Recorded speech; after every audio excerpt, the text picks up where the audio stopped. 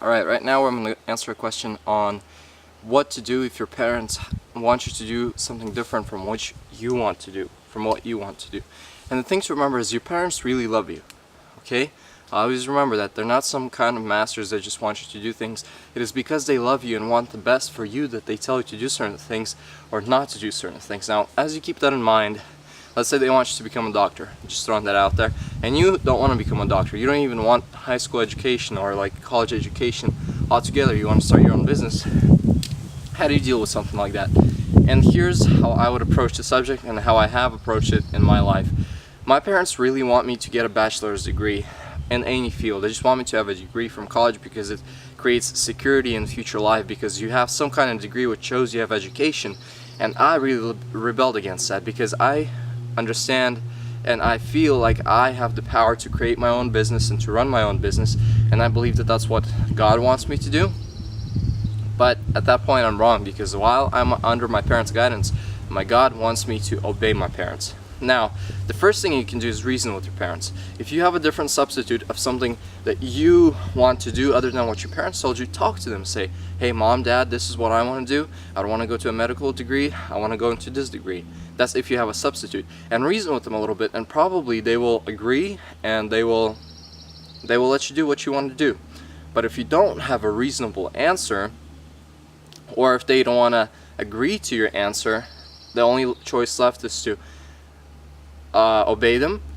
Alright? Obey them and pray about it. That's what I did. Obey them and pray about it.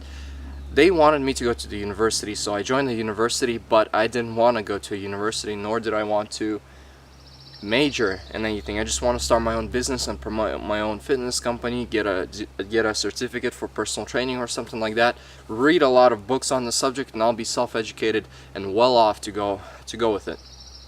But since my parents wanted me otherwise, I joined the university. It's my just finishing second year right now, and got 2 more years to go.